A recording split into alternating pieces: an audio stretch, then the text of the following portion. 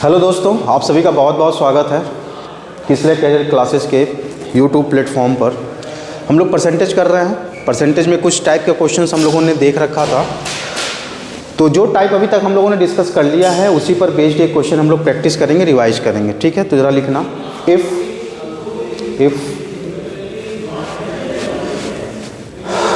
120 is subtracted from a number,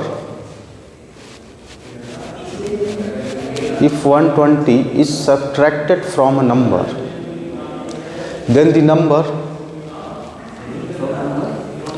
if 120 is subtracted from a number, then the number becomes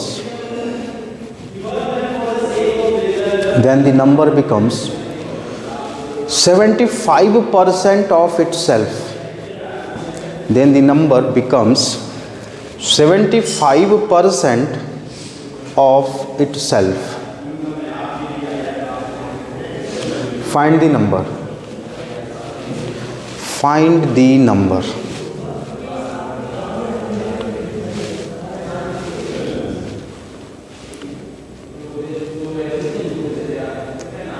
ये है question. ठीक है, कोशिश करो। मैं लिख देता हूँ, जब किसी संख्या में से 120 घटाया जाता है तो संख्या खुद की 75% हो जाती है। 75% हो जाती है।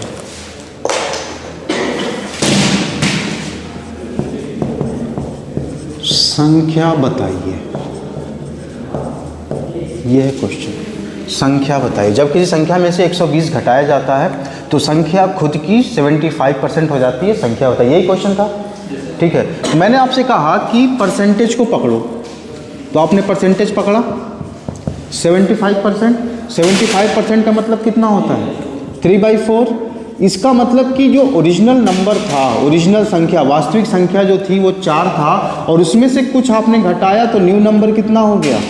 3 हो गया। ठीक, तो ओरिजिनल संख्या 4 और न्यू नंबर कितना?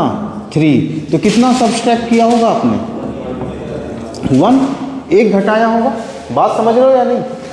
75% हो गई। इसका मतलब क्या कि संख्या 4 थी, घटाने के बाद 3 हो गई, यानी कितना घटाया आपने? 1 घटाया। क्वेश्चन के अकॉर्डिंग कितना घटा रहे हो? 120। मतलब इस 120 की 1 की जगह क्या आना चाहिए? 120 आना चाहिए। कितना गुना? 120 गुना। ठीक है, तो ओरिजिनल नंबर भी कितना होगा? 120 गुना, यानी 12 चौका 48, 480। यही आपका क्या हो गया?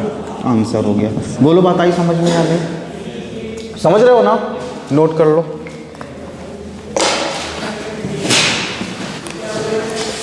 एक एक टाइप के क्वेश्चन को हम डिस्कस करेंगे, कोई भी टाइप छूटने वाला नहीं है। बस कोशिश आपको यही करनी है, तरीका सीखो।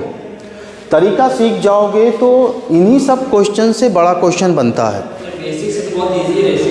हाँ, नहीं, रेशियो मेथड ही इजी है। अगर आप मिनिमम टाइम में क्वेश्चन को सॉल्व करना चाहते हो तो आपको यही करना पड़ेगा।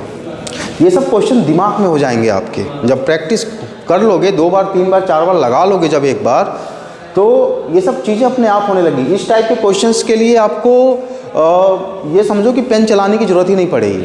ये सब नहीं कर सकते। 75%, 3/4, 4 - 3, 1 आया, 1 की वैल्यू 120, इतना गुना 120 गुना तो 4 गुना कितना होगा? ये सब चीज़ें तो अपने दिमाग में कर सकते हो।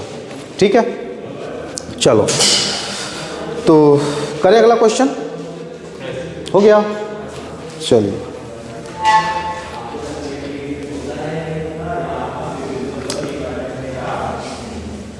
चलो एक क्वेश्चन करो जरा। कल हम लोगों ने इस टाइप के साथ क्वेश्चन किया था। If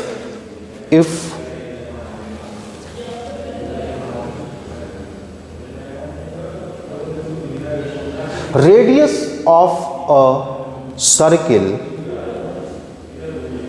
if radius of a circle is increased by 25%, then find the percentage change in its area.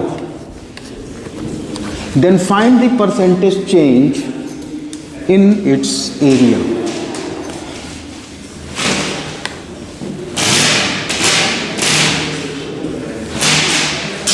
समझेंगे? यदि किसी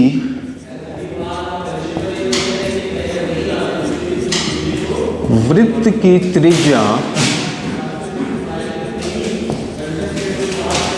25% बढ़ा दी जाए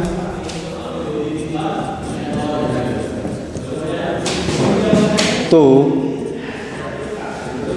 वृत्त के क्षेत्रफल में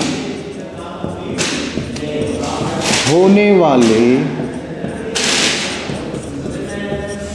प्रतिशत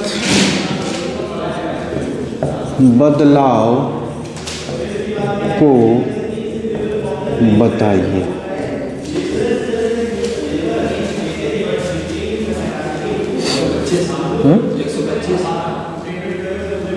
नहीं,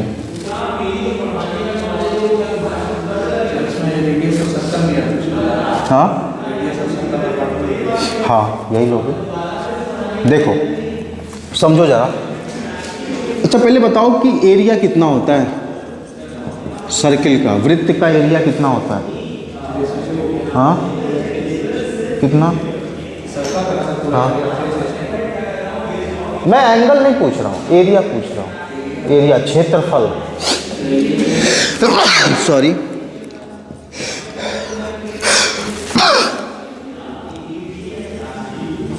पाई आर स्क्वायर होता है, पाई आर स्क्वायर होता है एरिया। समझ रहे हो या नहीं समझ रहे? आर क्या होता है? रेडियस। बात आई समझ में? अब जरा देखो, हाँ अब जरा देखो कितना परसेंट आप रेडियस बढ़ा रहे हैं? 25% आप रेडियस बढ़ा रहे हैं, 25% ही तो बढ़ा रहे हैं। 25% को क्या लिखोगे? 1/4। मतलब कि अगर ओरिजिनल रेडियस 4 है, ठीक है, तो नया रेडियस कितना हो जाएगा? 1 बढ़ जाएगा, 5 हो जाएगा। बात समझ रहे? अब मैं निकालूंगा एरिया यानी क्षेत्रफल। तो जब मैं एरिया निकालूंगा तो देखो, जब रेडियस 4 है तब एरिया कितना होगा? पाई 4 का स्क्वायर, यही होगा। और जब रेडियस 5 है तब एरिया कितना होगा? पाई 5 का स्क्वायर। तो इसकी वैल्यू आ गई 16 पाई, 4 चौक के 16, 16 पाई, और 5 पचे 25, 25 पाई। बोलो बात समझ रहे हो या नहीं? ठीक है, तो 16 पाई 25 पाई, एरिया कितना बढ़ गया? 9 पाई। एरिया 9 पाई बढ़ गया ना, तो एरिया हो गया 9 पाई। बढ़ गया कितने से? 16 पाई से, क्योंकि ओरिजिनल यही है और हमेशा जो कंपैरिजन करते हैं वो ओरिजिनल से करते हैं। तो 16 पाई गुणे 100। बात समझ रहे हो या नहीं समझ रहे हो? ठीक है, पाई से पाई कैंसिल हो जाएगा, 4 चौक के 16, 25 चौक के 100, 25 नवैया 225 बटे 4। तो ये हो गया 4 पंचे 20, 4 छक्के 24, 56 सही 1/4% का इंक्रीमेंट हो जाएगा एरिया में। समझ रहे? समझे या नहीं समझे? क्लियर हो पा रही है बात या नहीं? नोट कीजिए 3.14 या 22/7। ठीक है, हम लोग जब मेंसुरेशन पढ़ेंगे तब ये सब चीज़ें हम करेंगे। लेकिन ये दिखता मेंसुरेशन है, लेकिन है क्या? परसेंटेज। ठीक है, दिखता मेंसुरेशन है लेकिन है परसेंटेज। बस एरिया तो इतना तो पता ही होगा आप लोगों को। ठीक, नहीं ये सब छोटी छोटी बातें हैं। देखो मैथ्स का कोई डर नहीं होता, कोई आपको ऐसा मिला नहीं कि जो आपको इस सब्जेक्ट में इंटरेस्ट लाए। ठीक है, बात इंटरेस्ट की होती है। कोई आपको मिला होता कि इसमें इंटरेस्ट आता तो आप खुद ही करते। मैथ्स से नहीं, maths is a funny subject. मतलब डर लगता है पूछते हुए। ऐसा कुछ नहीं है, मैथ्स के टीचर को बहुत ही फनी होना चाहिए, बच्चा कुछ भी पूछ सके उससे, क्योंकि सबसे ज़्यादा डाउट्स इसी सब्जेक्ट में आते हैं, और बच्चे का डाउट क्लियर नहीं होगा तो फिर कैसे काम चलेगा।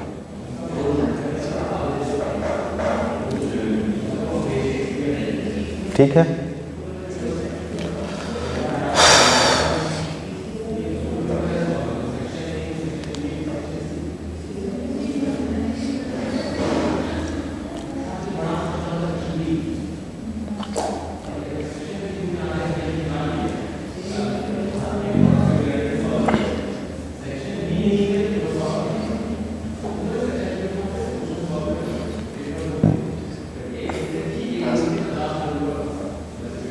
हो गया।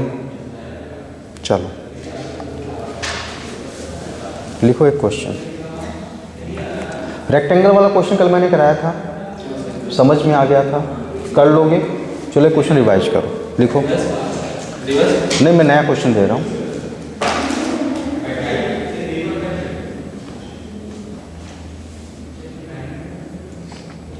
If length of a rectangle if length of a rectangle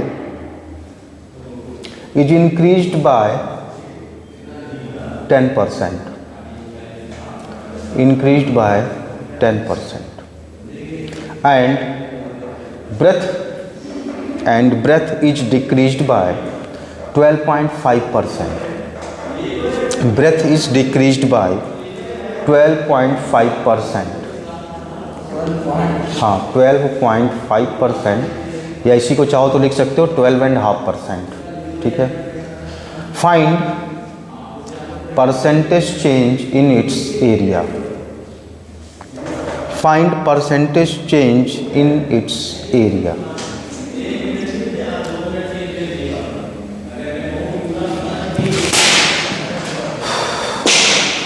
ये क्वेश्चन है, एक आयत है, एक रेक्टेंगल है जिसकी लंबाई आप 10% बढ़ाते हैं तथा चौड़ाई 12.5% कम कर देते हैं, तो उसके एरिया में क्या बदलाव आएगा ये बताना है आपको। इसके एरिया में क्या बदलाव आएगा ये बताना है।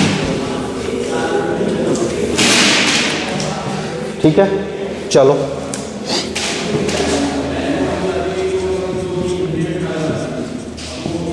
यदि आयत की लंबाई 10% बढ़ा दी जाए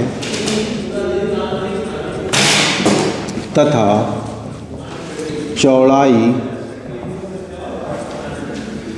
12.5% कम कर दी जाए, 12.5% कम कर दी जाए, तो इसके क्षेत्रफल में होने वाले प्रतिशत बदलाव को बताइए।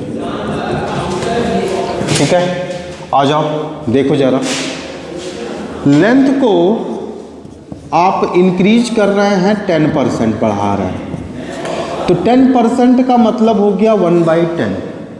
ठीक है, 1/10 का मतलब हो गया कि ओरिजिनल लेंथ अगर 10 थी तो बढ़ाने के बाद न्यू लेंथ हो जाएगी 11, एक बढ़ा दोगे आप। बात आई समझ में? ठीक, अब देखो ब्रेथ को आपने 12.5% क्या किया, कम किया, तो 12.5 को क्या लिख सकते हो, 12.5% को क्या लिख सकते हो, 1/8 लिख सकते हो। लिख सकते हो या नहीं लिख सकते हो? देखो यहाँ देख लो, 12.5% था तो इसको लिखते हैं आप 12.5/100, लिखते या नहीं लिखते? ठीक है, और इस पॉइंट को हटाते तो नीचे 0 बढ़ाते हैं आप, बढ़ाते नहीं बढ़ाते? ठीक है।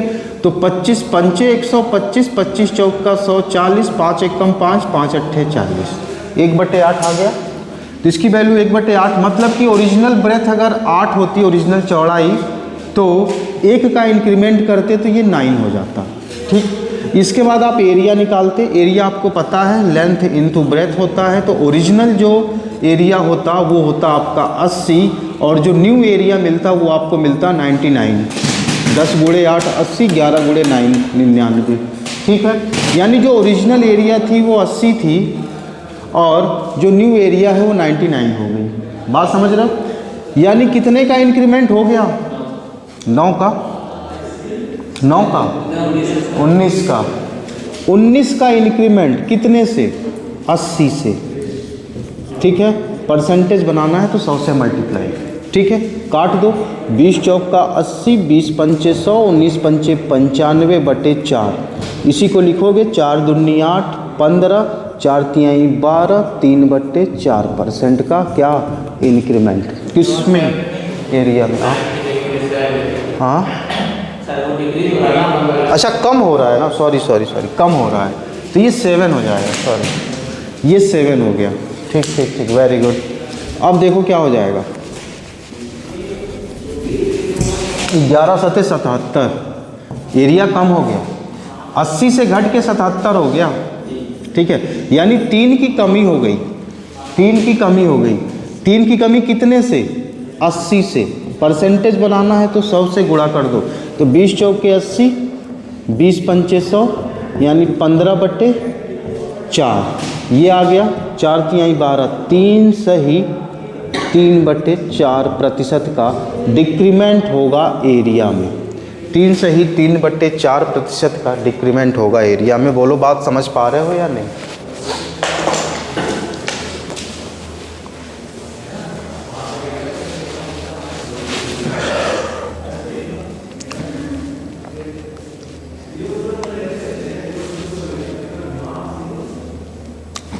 ठीक है, कोई दिक्कत हो तो बताओ।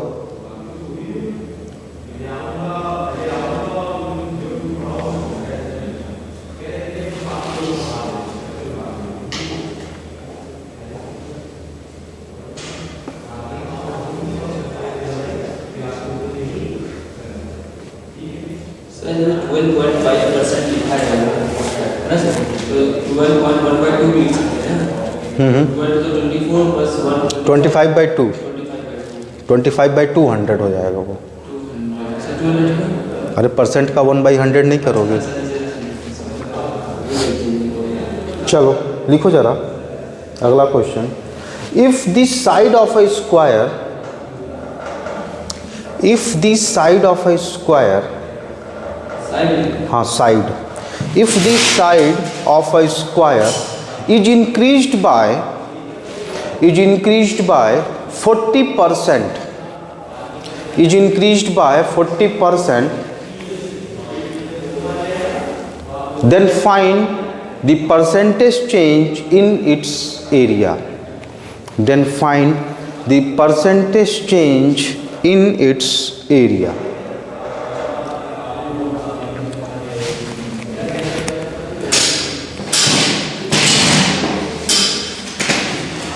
यदि वर्ग की भुजा,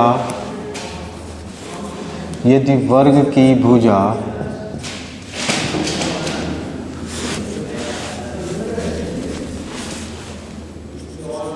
ठंड इतनी है कि हाथ नहीं चल रहा, 40% बढ़ा दी जाए तो इसके क्षेत्रफल में होने वाले प्रतिशत बदलाव को बताइए। तो इसके क्षेत्रफल में होने वाले प्रतिशत बदलाव को बताइए। यह है क्वेश्चन।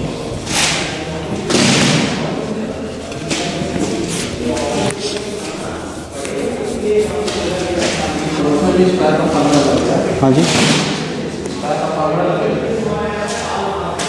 देखिए इसके एरिया होता है, यानी क्षेत्रफल जो होगा इसका वो होता है साइड का स्क्वायर। साइड का स्क्वायर होता है, मतलब साइड इनटू साइड।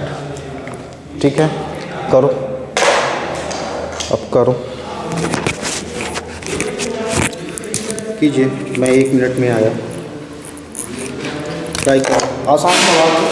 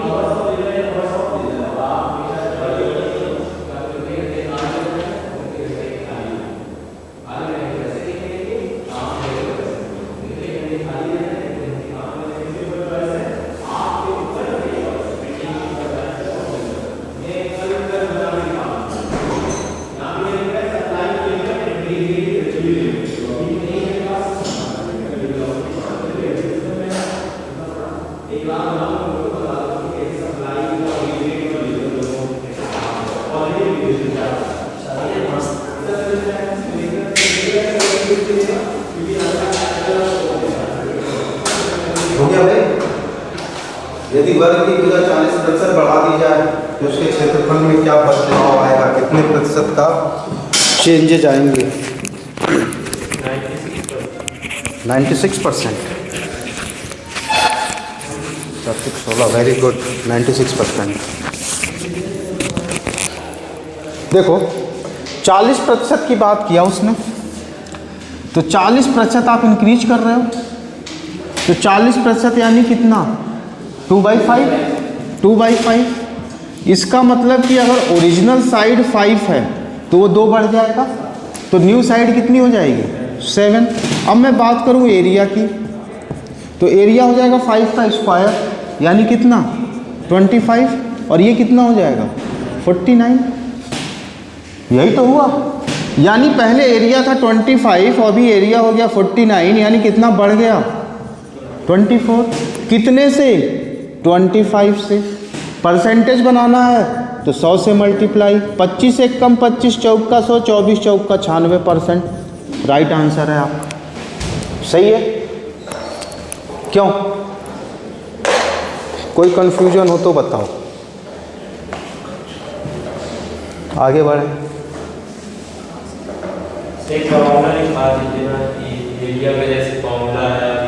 अच्छा लिख लो, लिखो आयत का क्षेत्रफल। आयत का क्षेत्रफल मतलब area of rectangle. Area of rectangle यानी आयत का क्षेत्रफल equal to length into breadth, length multiplied by breadth. इसके बाद लिखिए, कुछ भी दे सकता है, एरिया ऑफ स्क्वायर यानी वर्ग का क्षेत्रफल, साइड मल्टीप्लाइड बाय साइड। वर्ग किसे कहते हो? यानी स्क्वायर क्या होता है? स्क्वायर जिसकी चारों भुजाएं बराबर हों, चारों भुजाएं बराबर हों, स्क्वायर, और हर एंगल कितना हो? 90 डिग्री का हो, ठीक है, स्क्वायर। अब लिखिए area of circle. Area of circle क्या होगा? πr²। इसके बाद लिखो पेरीमीटर ऑफ रेक्टेंगल। पेरीमीटर समझते हो? नहीं, वो तो डायगोनल होता है। पेरीमीटर चारों भुजाओं का योग, रेक्टेंगल के चारों भुजाओं का योग क्या होगा? योग मतलब सम, हाँ, sum of all 4 sides of a rectangle, यही क्या बोला जाएगा? Perimeter of rectangle. जैसे मैं आपको बताऊं, ये आपका रेक्टेंगल है, ठीक है, ये लंबाई हो गई, ये चौड़ाई हो गई, तो ये भी लंबाई, ये भी चौड़ाई, ठीक है, इन सबको जोड़ दो, यानी L प्लस L 2L और B प्लस B 2B, 2 को कॉमन ले लो तो L प्लस B, यही होता है आपका perimeter of rectangle. Perimeter of rectangle यही होता है, यानी परिमाप। ठीक है, और पेरीमीटर ऑफ स्क्वायर,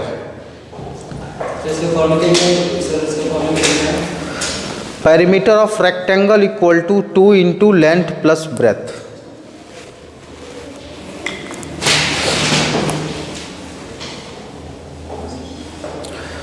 अब लिखिए पेरीमीटर ऑफ स्क्वायर। तो आपको ही पता है स्क्वायर क्या होता है, जिसकी चारों भुजाएं बराबर, ये ए तो ये भी ए होगा, ये भी ए होगा, ये भी ए होगा, यानी क्या 4 इंटू साइड, 4 इंटू साइड। जो पेरीमीटर ऑफ स्क्वायर होगा वो 4 इंटू साइड होगा। हाँ, 4 इंटू 4 लिख सकते हैं नहीं 4 इंटू 4 नहीं लिख सकते, 4 इंटू साइड। हाँ, 4 इंटू 4 कब होगा, जब स्क्वायर का जो साइड होगा वो 4 होगा, तब एक मतलब साइड की जगह आप कुछ भी ले सकते हो। ठीक है, हाँ। और मैंने वो लिखाया area of circle, area of circle लिखाया मैंने, पाई आर स्क्वायर लिखा दिया। अब लिखिए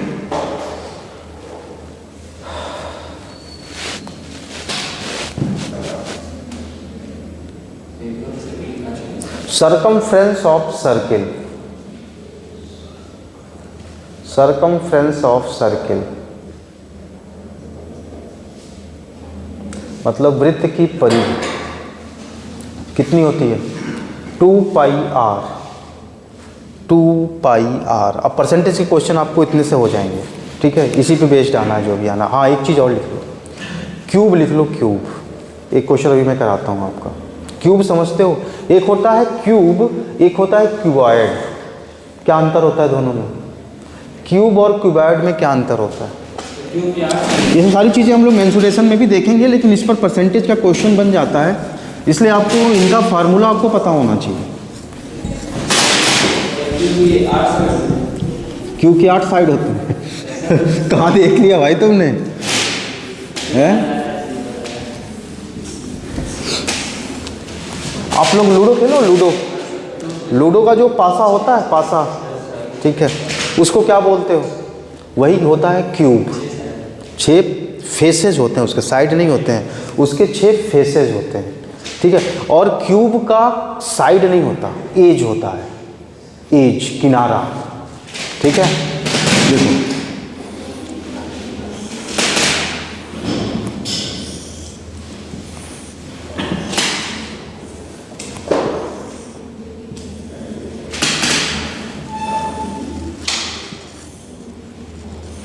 ऐसा ही होता है कुछ पासा।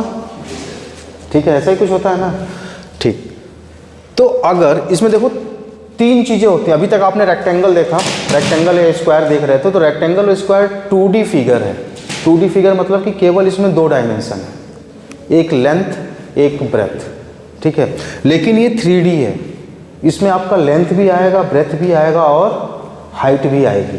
ठीक है, ये आपकी लेंथ हो गई, ये आपकी ब्रेथ हो गई, और ये वाली जो हो गई आपकी हाइट हो गई। बात आई समझ में?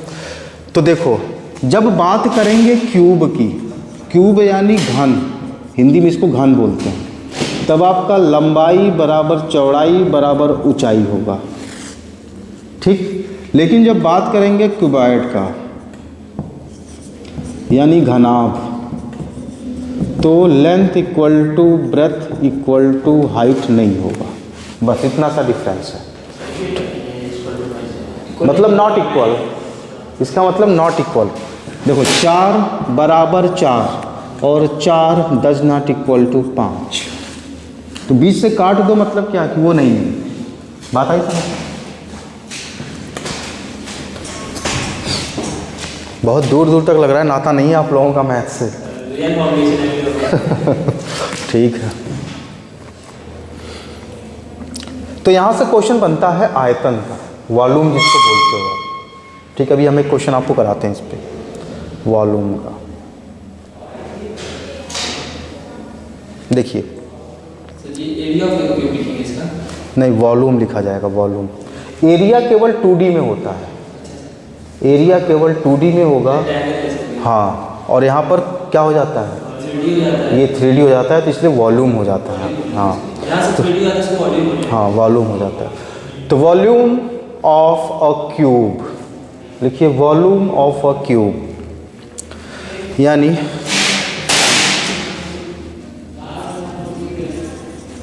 वॉल्यूम ऑफ क्यूब मतलब घन का आयतन, घन का आयतन।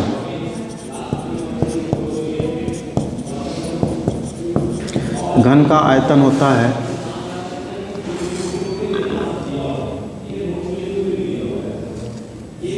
ए क्यूब, ए क्यूब, ए क्यूब। जैसे कि मैंने बताया कि जो क्यूब होगा उसकी लंबाई, चौड़ाई और ऊंचाई तीनों बराबर होगी, और तीनों को मैंने मान लिया ए के बराबर। ठीक है, तो ए इंटू ए, ए मतलब लंबाई भी ए, चौड़ाई भी ए और ऊंचाई भी ए, मतलब ए क्यूब। ठीक है, और घनाभ का आयतन, घनाभ का आयतन मतलब क्या, वॉल्यूम ऑफ क्यूबाइड क्या हो जाता है, लंबाई गुणे चौड़ाई गुणे ऊंचाई। बस इतनी सी बात कर लो, फिर हम लोग एक आध क्वेश्चन कर लें, फिर आगे बढ़ा जाए। घनाभ का आयतन आप लिखिए volume of cuboid, volume of cuboid, घनाभ का आयतन लंबाई गुणे चौड़ाई गुणे ऊंचाई, length into breadth into height. अब लिखिए एक क्वेश्चन इस पर based.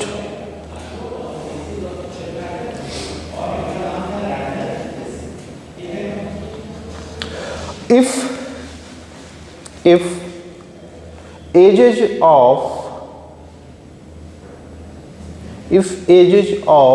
a cube, edges of a cube is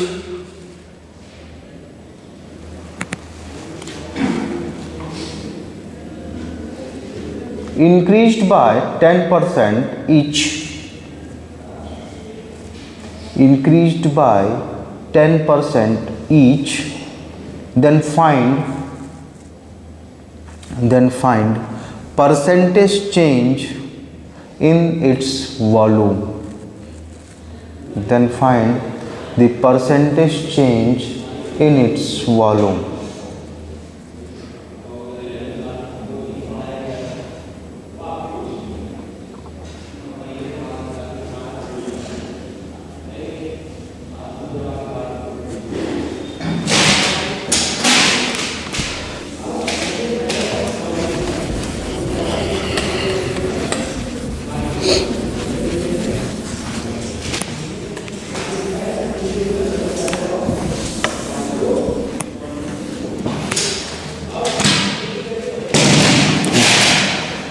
यदि किसी घन के प्रत्येक किनारे को 10% बढ़ाया जाए तो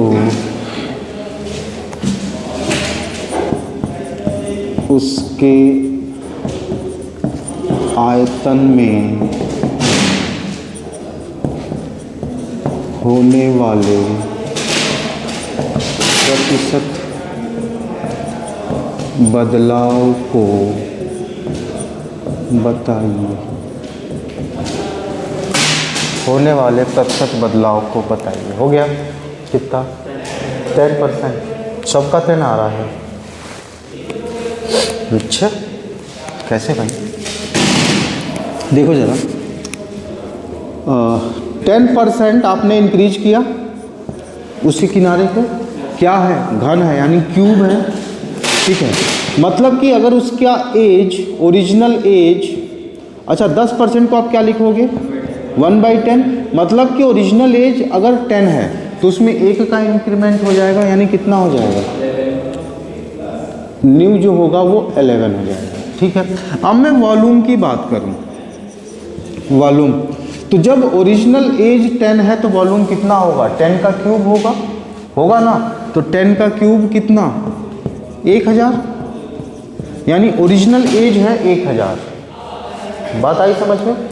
तो न्यू वॉल्यूम कितना हो जाएगा, 11 का क्यूब, और 11 का क्यूब कितना होता है, 1331। बात आई समझ में, 1331। ठीक, अब देखो पहले वॉल्यूम था 1000, अभी वॉल्यूम है 1331।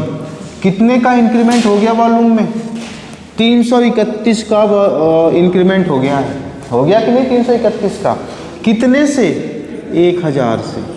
परसेंटेज निकालना है तो 100 से मल्टीप्लाई, ठीक है, तो ये 2 जीरो कट गया, और 10 से इसको डिवाइड करोगे तो 33.1 आ जाएगा। ठीक है, मतलब कि 33.1% का इंक्रीमेंट वॉल्यूम में होगा। कैसे 10% आ रहा था,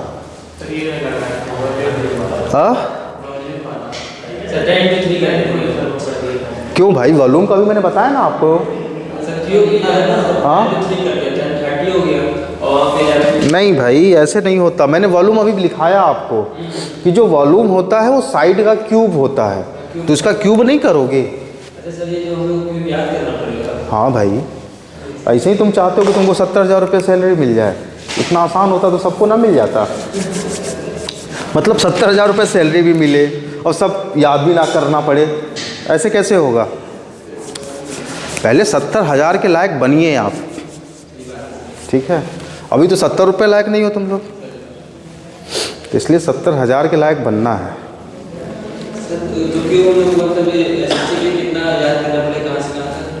क्या, जब हम मेंसुरेशन कराएंगे तो सब बता देंगे आपको, सब मैं याद करवा दूंगा, बहुत टफ नहीं होता इसको याद करना।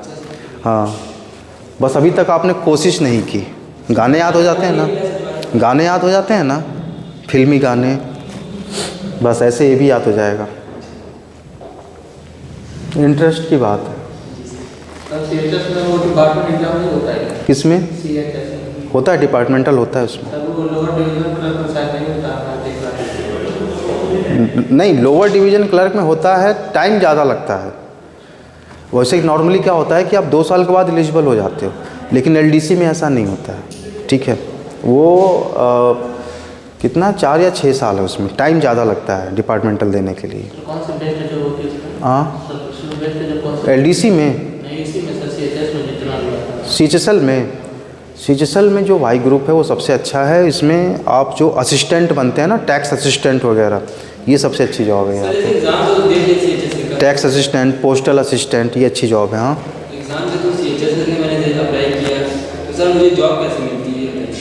जॉब कैसे मिलती है मतलब हाँ, उसमें बहुत सारी पोस्ट होती हैं जो सेंट्रल गवर्नमेंट के डिपार्टमेंट्स हैं, उसमें आप क्लर्कियल पोस्ट पे जाते हैं सीएचएसएल के थ्रू। हाँ, वो जब आप एग्ज़ाम क्वालिफाई करेंगे तो आपको डॉक्यूमेंट वेरिफिकेशन के लिए बुलाया जाएगा, और डॉक्यूमेंट वेरिफिकेशन के टाइम पर आपसे पोस्ट प्रेफरेंस भरवाया जाएगा कि किस पोस्ट को आप पहले नंबर पे लेते हो। फिर आपसे जगह का भी प्रेफरेंस भरवाया जाएगा कि किस जगह पर आप अपनी पोस्टिंग चाहते हैं। ठीक है, हाँ, उसके मुताबिक मिलता है। हाँ, यूपी में पोस्टिंग है, हाँ, इलाहाबाद में पोस्टिंग है। ठीक है, हर जगह पोस्टिंग है, पूरे इंडिया में, पैन इंडिया आपकी पोस्टिंग होती है। अब क्या है कि जिसका जितना अच्छा मेरिट, उसको इतनी अच्छी जगह, उतना अच्छा पोस्ट। ठीक है, अब जो पहला नंबर का जो रैंक 1 लेके आएगा, उसके दिमाग में क्या होगा, इनकम टैक्स एग्जामिनर, कहाँ पर, मुंबई में। ठीक है, कमाई करना है ना, इनकम करना है, सारे बिजनेसमैन तो वहीं बैठे हुए हैं। ठीक है, तो उसको क्या चाहिए, मुंबई चाहिए, और किसी को घर के नज़दीक रहना है तो दिल्ली ले लेगा। ठीक है, सबके लिए पैसा ही सब कुछ नहीं होता। ठीक है, तो ये बात समझ में आ गई, क्वेश्चन समझ में आया। चलो अगला क्वेश्चन करेंगे हम लोग।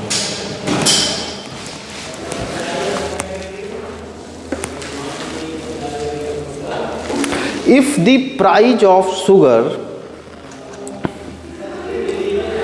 if the price of sugar is increased by 16 and 2 by 3%, 16 and 2 by 3%, 16 सही 2/3%, 16 and 2 by 3%,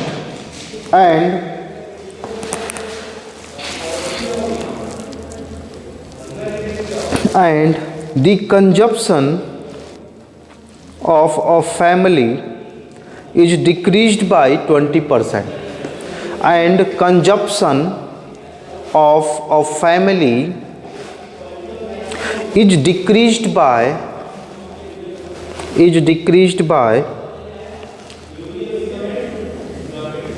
20%.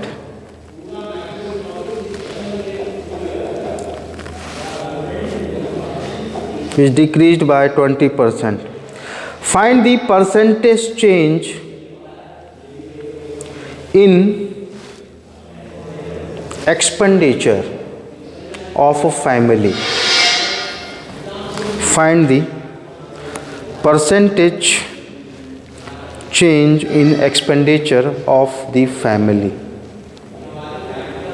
यह है क्वेश्चन, कोशिश कीजिए।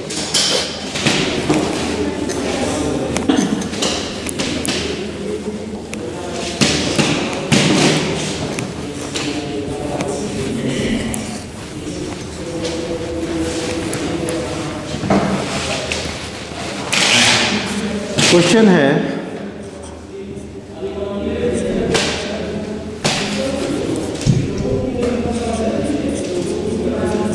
चीनी का मूल्य 16 सही 2/3% बढ़ जाए तथा एक परिवार अपनी चीनी की खपत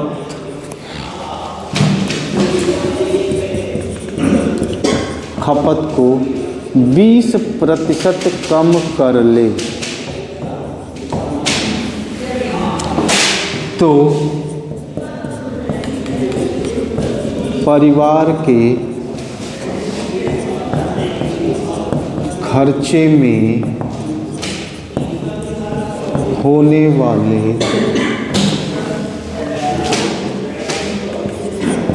प्रतिशत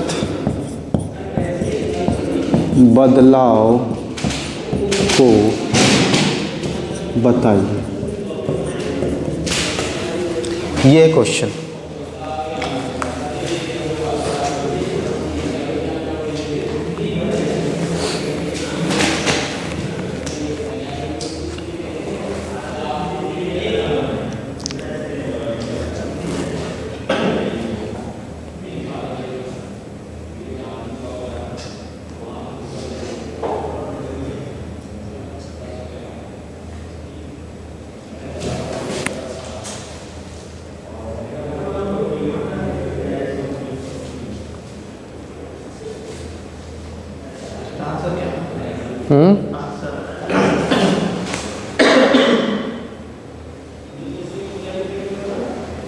आंसर आ रहा है इसका 6 and 2 by 3%, 6 and 2 by 3%।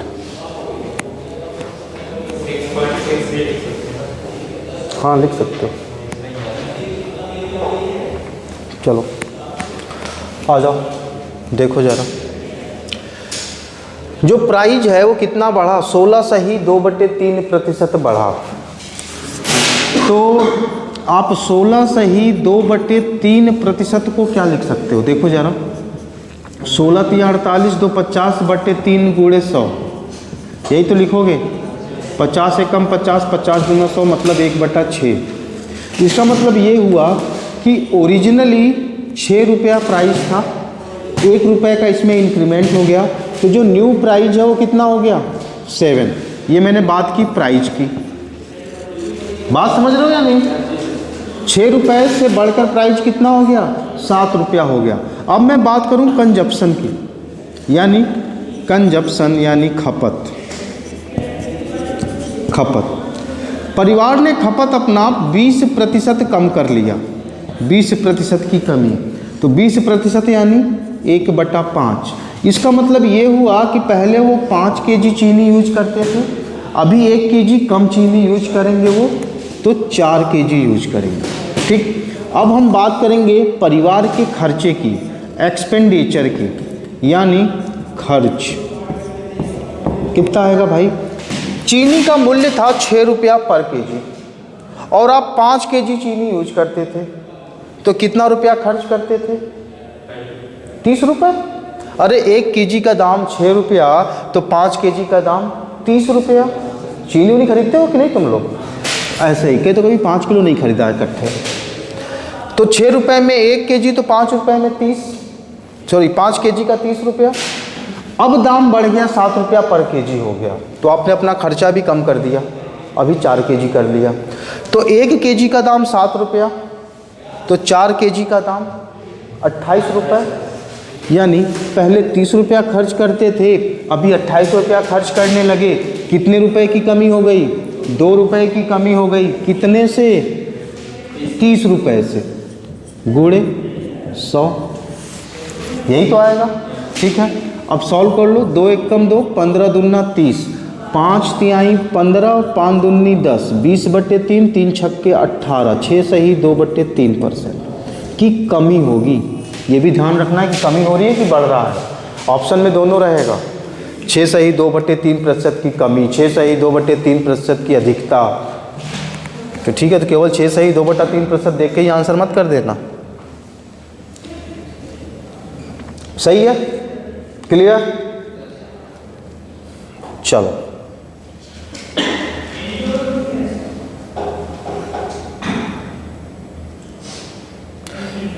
चलो इसी पर एक क्वेश्चन और कर लेते हैं। लिखिए, इसी पर बेस्ड एक क्वेश्चन और करेंगे। वहाँ पे मल्टीप्लाई कर 100 को डिवाइड किया, जैसे ऊपर वाले को मल्टीप्लाई करके मैंने पहले ही दिन बताया था। यहाँ परसेंटेज से आप फ्रैक्शन बना रहे हो, ठीक है। हाँ, तो जब परसेंटेज से हम फ्रैक्शन बनाते हैं तो 1/100 करते हैं, ठीक है। और यहाँ फ्रैक्शन से हमें परसेंटेज बनाना है, तब 100 से मल्टीप्लाई करते हैं। बात समझ रहे? ठीक है, चलो लिखिए क्वेश्चन जरा। If price of sugar is decreased by, हाँ, price of sugar is decreased by 20%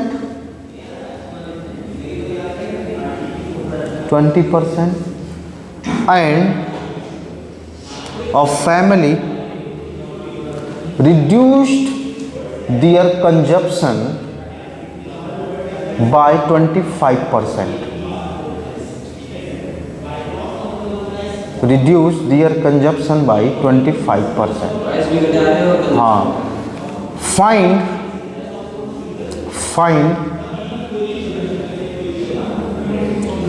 percentage change in the expenditure of the family।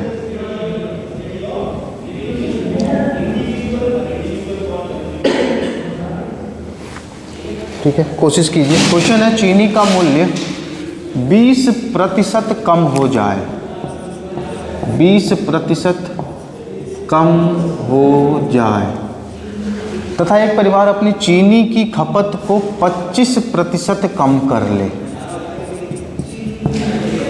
तो परिवार के खर्चे में होने वाले प्रतिशत बदलाव को बताइए।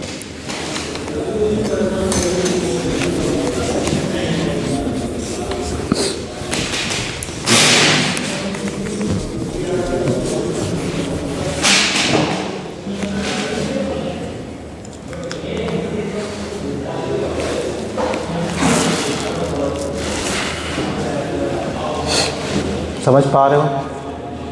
सेम क्वेश्चन है, वहाँ पे इंक्रीमेंट हो रहा था, यहाँ पे डिक्रीमेंट हो रहा है। कोशिश कीजिए ज़रा।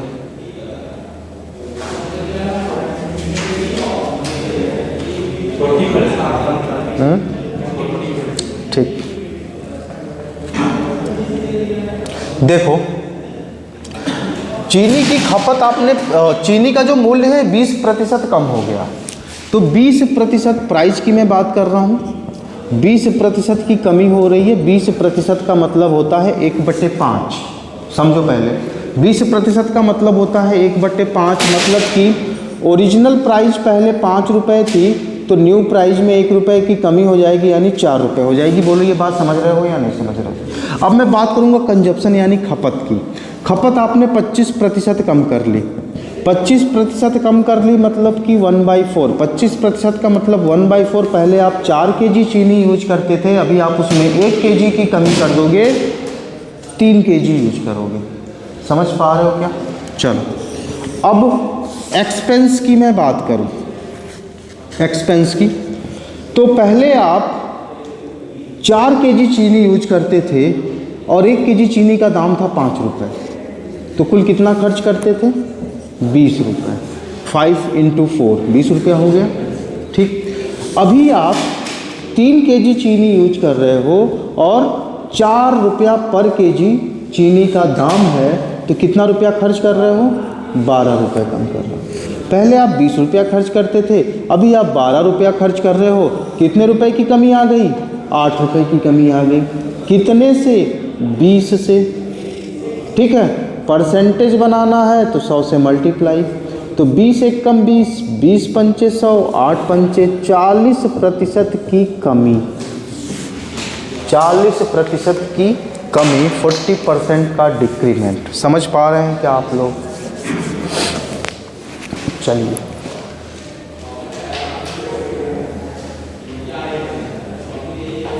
चलिए इस टाइप का एक सवाल और करेंगे, फिर नया टाइप। ठीक है,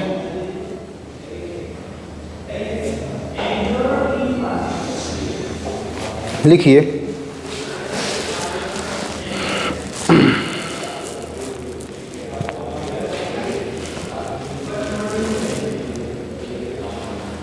the sale of a cinema ticket, the sale of a cinema ticket is increased by, the sale of a cinema ticket is increased by 57 and 1/7%. 57 and 1/7%. And price of ticket, and price of ticket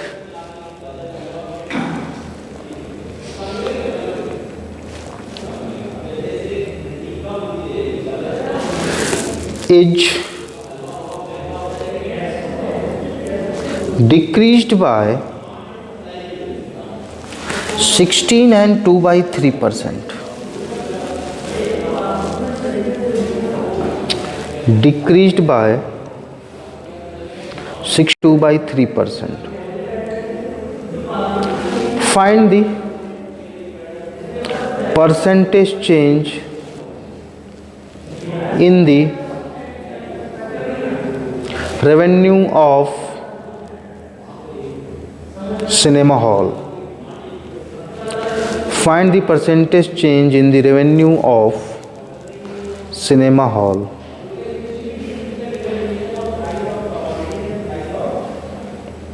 ये है question.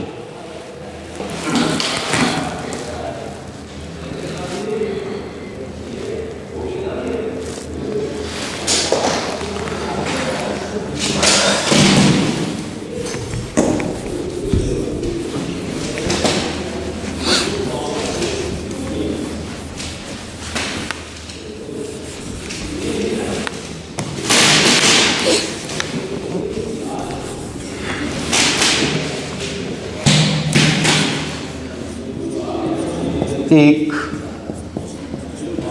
Film की ticket की बिक्री 57 सही 1/7%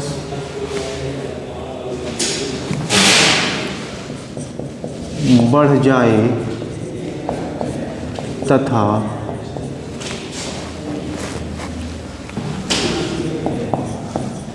ticket का मूल्य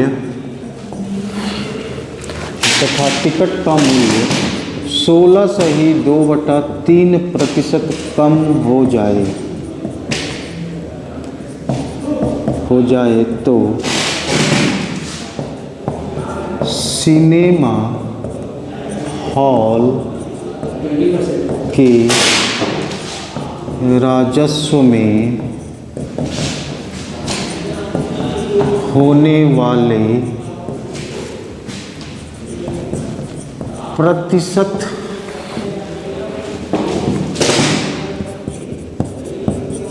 बदलाव को 25%। अभी चेक करते हैं। प्रतिशत बदलाव को बताइए। एक फिल्म में टिकट की बिक्री, एक फिल्म के टिकट की बिक्री 57 से ही 1/7% बढ़ जाए तथा टिकट का मूल्य 16 से ही 2/3% कम हो जाए तो सिनेमा हॉल के राजस्व में होने वाले प्रतिशत बदलाव को बताइए। यह है क्वेश्चन।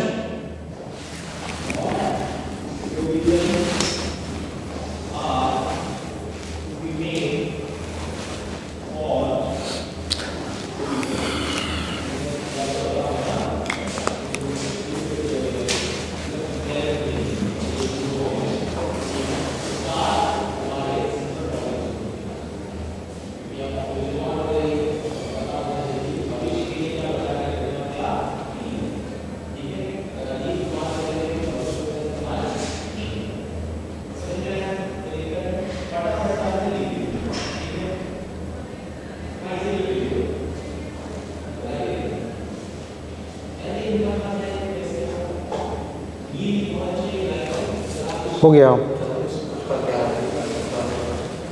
35.4। चलो देखते हैं। पहले तो मैं बात करूं सेल की। 57 से ही 1/7% का इंक्रीमेंट हुआ है सेल में। 57 से ही 1/7% का। तो 57 से ही 1/7% को आप क्या लिख सकते हो? 4/7। देखो 7 7 49, मैं यहाँ लिखता हूँ किनारे। 57 1/7 इक्वल टू 7 7 49, 7 5 35, 35 4 39 प्लस 1/7 इंटू 100। यही तो करोगे, ठीक है। तो 400/700 यही तो आएगा, यानी 4/7 आएगा। ये तो बात समझ पा रहे हो ना, 4/7। इसका मतलब क्या हुआ कि पहले 7 टिकट बिकता था, ओरिजिनली 7 टिकट बिकता था और अभी 4 टिकट ज़्यादा बिकेगा। मतलब कितना टिकट बिकेगा? 11 टिकट बिकेगा। क्लियर? अब मैं बात करूं प्राइज की। जो टिकट का प्राइज है वो 16 से ही 2/3% क्या हो गया? कम हो गया। कम हो गया ना। तो 16 से ही 2/3% का मतलब क्या होता है? 1/6। 1/6। इसका मतलब पहले प्राइस था 6 रुपये टिकट का, तो 1 रुपये की कमी हो जाएगी। कितने रुपए हो जाएगी? 5 रुपये हो जाएगी। ठीक है। अब देखो जरा, पहले 7 टिकट बिकता था और प्राइस था एक टिकट का 6 रुपये, तो कितना रेवेन्यू मिलता था? 42। तो ये आ गया 42। पहले अब बिक रहा है 11 टिकट। अब बिक रहा है 11 टिकट और एक टिकट का प्राइस है 5 रुपया। ठीक है, यानी कितना हो गया? 55। कितने की इंक्रीमेंट हुई? 13 रुपये की इंक्रीमेंट। कितने से? 42 से। कितने से? 42 रुपये से। गुणे 100। गुणे 100। बात आगे समझ में? इसको सॉल्व करें तो ये हो गया 21, ये हो गया 50। और किसी कटेगा क्या? नहीं कट रहा है। ठीक है, मत कटो। तो ये हो गया 13 5 65, 650/21%। 650/21%। ठीक है। अब इसको आप देखो क्या लिख सकते हो? 21 तियाँ 63, 63 2 65 20। ठीक है, यानी 30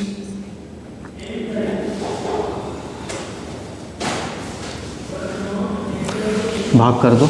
650 को भाग करोगे 21 से तो 21 तियाँ 63, 2 बचा 20 नहीं जाएगा, 0 बढ़ा के 0 बढ़ाओ। कितनी बार में जाएगा? 8 बार में जाएगा। 8 1 कम 8, 8 दूनी 16।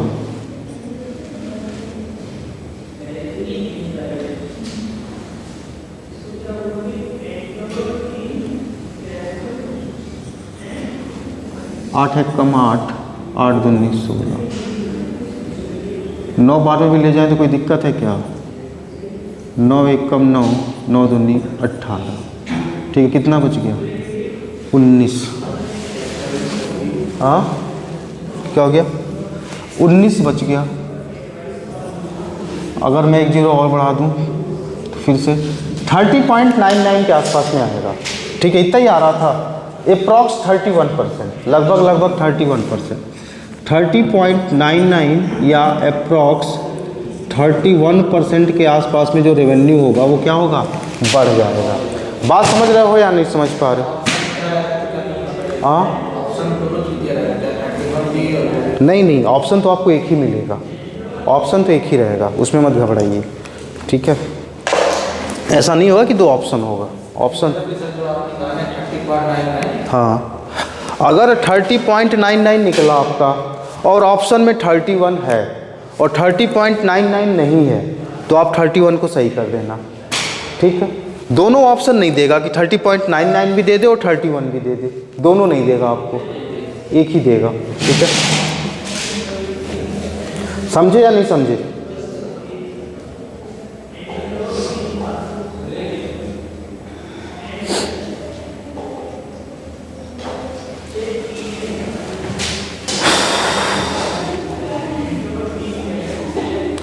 तो यहाँ पर आपका ये वाला जो टाइप होता है वो हो जाता है ख़त्म, ठीक है। अब हम शुरू करेंगे नया टाइप, लेकिन इसे शुरू करेंगे हम लोग कल से, ठीक है। तो आज हम लोग इतना ही करते हैं। जितना क्वेश्चन आपको कराया जा रहा है सारे क्वेश्चंस का अच्छे से नोट्स बनाइएगा, ठीक है। और शाम का आपका पहला काम कि जो आपको यहाँ पे पढ़ाया जाए, चाहे वो मैथ्स में पढ़ाया जाए या फिर किसी दूसरे सब्जेक्ट में पढ़ाया जाए, उसको आप रिवाइज ज़रूर करेंगे। काम को कल पर नहीं टालना है। अगर आप सफल होना चाहते हो तो सफल होने की जो शुरुआत होती है वो होती है चीज़ों को टालने से बंद करना, रोकना। ये टालना नहीं है, आज का काम आज होना चाहिए। आपके मन में आता ना चलो कल से कर लेंगे, अरे कल रिवाइज कर लेंगे, तो ये वाली जो आदत है ये आपको ड्रॉप करनी पड़ेगी, इसको एकदम से छोड़ना पड़ेगा आपको। तब आप समझो कि ट्रैक पे आओगे, ट्रैक पे आओगे जब ये आदत छोड़ोगे।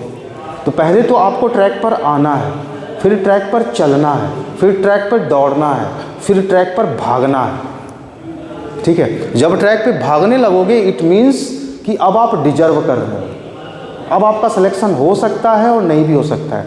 और मैं आप लोगों को एक चीज़ बताऊं, ये जो आप लोग देखते हो ना कि कोई बच्चा होता है खूब पढ़ रहा है फिर भी उसका सिलेक्शन नहीं हुआ, ठीक है। और कोई बच्चा कम पढ़ रहा है फिर भी उसका, तो देखो ऐसा कम पढ़ना और ज़्यादा पढ़ना ऐसा कुछ होता नहीं है। मैं आप लोग को बस थोड़ा सा एक वो बताऊं, देखो ये होता है लाइन, इस लाइन को मैं बोलता हूं लाइन ऑफ सक्सेस, सफलता की रेखा।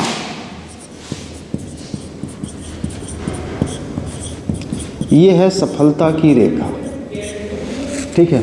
मतलब इसको पार कर गए, अगर आप इस पार आ गए तो आप सक्सेस हैं, सफल हैं आप, और इसके इस पार रह गए तो आप असफल हैं। बात आई समझ में? तो देखो होता क्या है, कोई किसी ने तैयारी शुरू की, हर बंदे का अपना जो लेवल होता है वो अलग अलग होता है, ठीक है।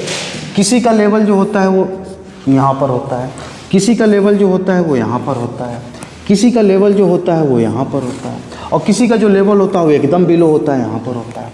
तो इसका मतलब बिल्कुल नहीं है कि यहाँ वाला यहाँ नहीं पहुँच सकता या यहाँ वाला यहाँ नहीं पहुँच सकता है।